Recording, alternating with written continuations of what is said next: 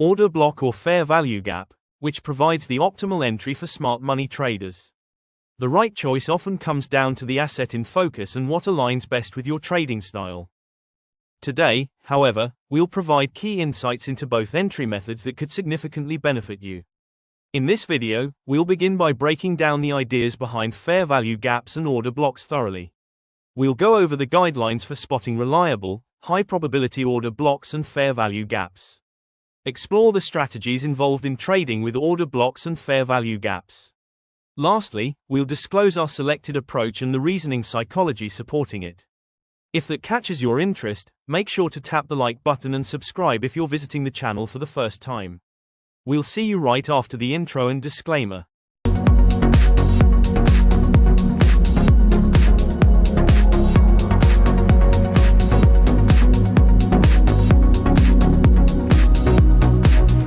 We're looking at a bearish market structure. The sharp drop was driven by a major buyer-seller imbalance during the latest impulse move. This supply-demand disruption becomes visible through the creation of fair value gaps, a space formed between the wicks of 3 back-to-back candles.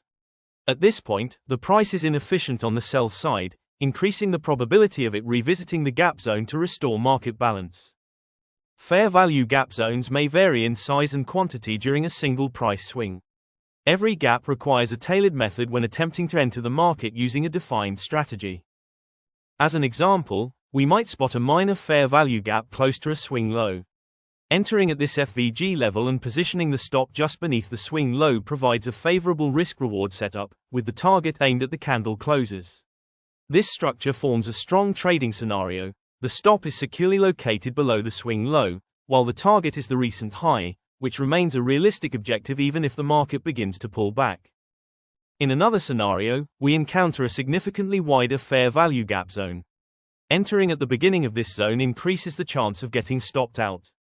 Even positioning in the middle doesn't improve the risk-to-reward ratio enough. The goal is always to engage in trades that deliver a risk-to-reward greater than 1-to-1. So what's the best way to handle the market in this situation? With broader trading zones, it's ideal to let price move into the zone first, then shift to lower time frames to identify more precise entry opportunities at a better value. On those lower time frames, the correction often appears as a short-term downtrend. In such cases, we wait for clear indications of a reversal before entering the trade. In our final example, we observe several fair value gaps within a single impulsive price movement. The main question becomes, which FVG should be selected? The strategy is to allow price to reach these zones and then scout for buying setups. Yet, our focus is limited to just 2 specific areas. Why not consider the first zone? By marking the beginning and end of the recent impulse and applying a retracement tool, it's clear that the 2 targeted zones fall below the 50% threshold, the discount region, whereas the other FVG sits above it, placing it in the premium area. Our preference is to look for buy setups only within the discount zone, and there are solid reasons behind this approach. One major reason is that early buyers often get swept out by the market. A safer tactic is to hold off until the price moves into the discount zone before initiating a trade. This method boosts the probability of success and lowers the chance of falling victim to a liquidity sweep. Up to this point, we've explored fair value gaps and how they can serve as strategic entry points across various market setups. Let's move on to order blocks. The question is, how can we spot high-probability order blocks on the chart? Once fair value gaps appear on the chart, we identify the candle responsible for the imbalance as the order block. This candle is seen as the point where key decisions were likely made. Just like FVGs, when price revisits these zones, there's a strong likelihood of rejection, presenting a solid trading opportunity. Order block candles also vary in shape and size depending on the chart. When dealing with a narrow order block zone, it's often wise to allow a bit of extra room in that demand area or plan for a wider stop loss when placing a buy limit. That's because, while order blocks are highly effective tools, price doesn't always respect the exact edges, so it's important to remain practical with entry and stop placement. In contrast, with a broader order block zone, it's better to switch to lower time frames to look for confirmation signals and enter at a more favorable level to maintain a balanced risk-to-reward ratio. All that said, after extensively backtesting both order blocks and FVGs across various currency pairs, we've found they tend to deliver strong results when specific conditions are met. Let's go over 3 key rules for spotting high-quality entry setups with FVGs and order blocks. Rule 1. Ensure alignment with the overall market trend. Determining the market's direction is typically the initial step in price chart analysis. The goal is to recognize the prevailing trend and assess whether bulls or bears are currently dominant. It's crucial to trade in harmony with the active side of the market. When order blocks and FVGs line up with this directional bias, the entry signals tend to be more dependable. In a well-defined trend, identifying structure points, swing highs and lows, and trade opportunities become straightforward. But if the chart lacks clarity on market control, it's often smarter to shift focus to a different asset. Rule 2. Targeting areas where liquidity has been accumulated. During chart analysis, we view classic support and resistance zones as liquidity pools, particularly areas with equal highs or lows or repeated rejections, as these act as major liquidity targets. But why does spotting these liquidity zones matter? Liquidity plays a critical role in driving market price action.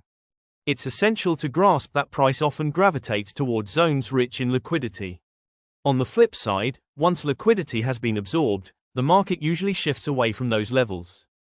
Keeping that in mind, liquidity grabs often occur before price reaches an order block or FVG, and these crucial zones can trigger strong rejections, which is why locking in partial profits before price touches them is a smart move. Rule number 3. Confirmation through a market structure break. A break of structure happens when price breaches a level that once acted as a barrier, causing a rejection of price movement. So, what does this indicate from a price action perspective? It suggests that the impulsive move responsible for the breakout wasn't just a short-term reaction, but rather a signal of strong momentum and the potential for trend continuation. A demand zone that triggers a breakout becomes a more significant signal. By combining a break of structure with order blocks and FVGs, we can pinpoint areas where momentum is confirmed, providing a stronger foundation to enter the trade.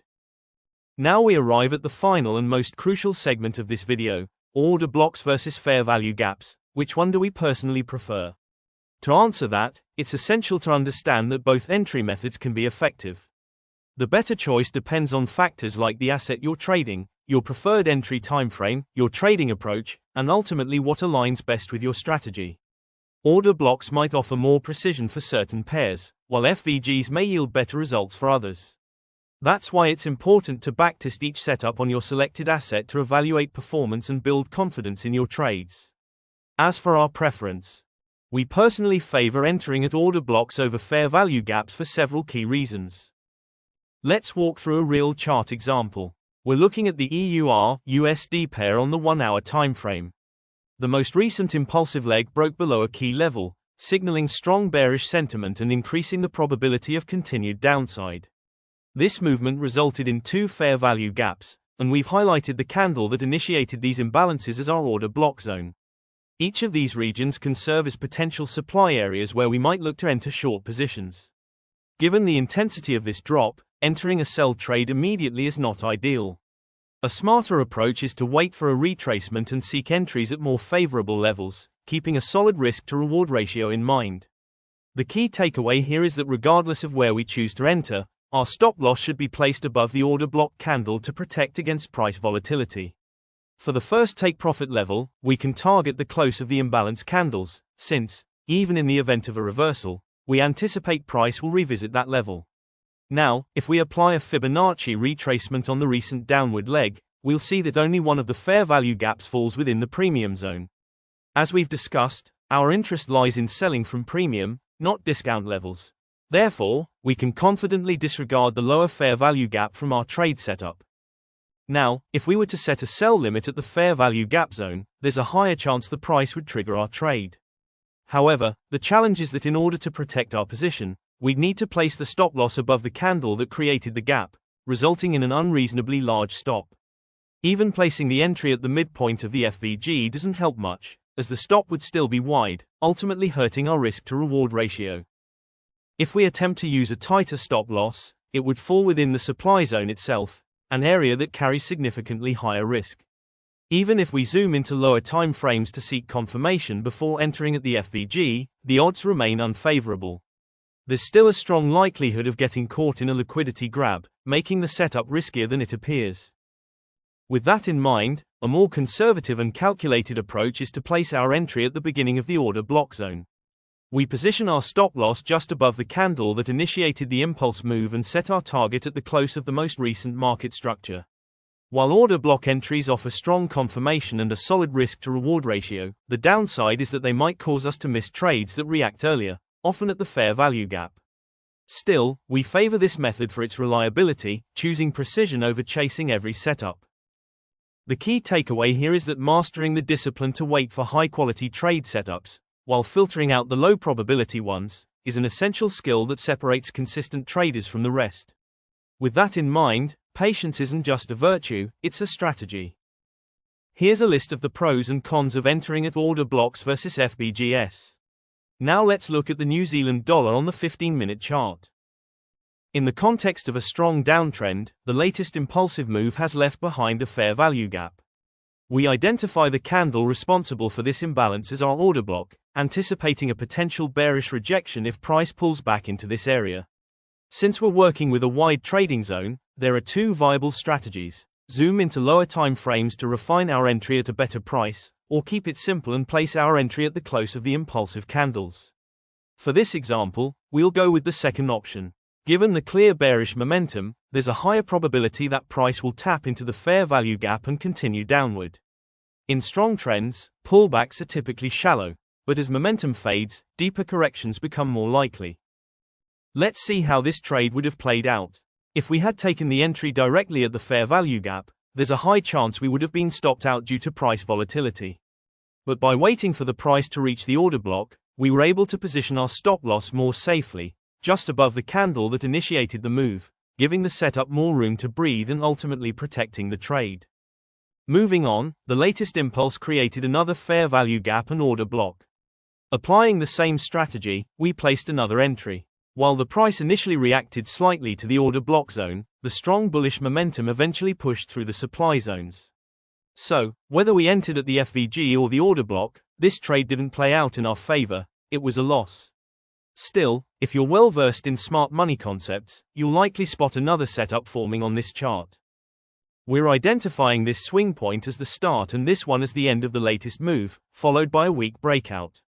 Right around that breakout, we notice equal highs, which immediately signals a liquidity hotspot. The long wicks here tell us shorts have been activated, and stops are likely stacked just above those highs. Now, here's the alpha. To the left, we spot a fair value gap and an order block, positioned right above the liquidity zone. That's a prime smart money entry setup. Price just swept the equal highs, grabbed liquidity, and is now approaching the order block. This is where smart money traders expect rejection. Trade setup, sell limit, inside the ob zone. Stop loss, above the swing high. Target, the bullish order block just below. Why? Because once price hits that zone, it's a key decision point. Bulls may take over, so we aim to secure profits there before market direction flips. Key takeaway: we're aligning with three core principles: liquidity sweep, ob rejection, and targeting the next key support zone. That's a textbook SMC setup with a proper R. Once the price taps into that zone, it's crucial to watch price action closely before making your next move. Now, as shown, the third setup worked out well, whether you entered at the FVG or the order block. However, the order block entry offered a tighter stop and better risk to reward. On this trading day, we ended with 1 loss and 2 wins, both winners delivering an R greater than 1-to-1, a solid outcome. That said, real trading isn't always this smooth. You'll face losing streaks, and that's exactly why a strong risk management plan is non-negotiable. It's the only way to survive those tough days and stay ready when the market turns in your favor. If this video helped you level up your trading game, smash that like button to show some love.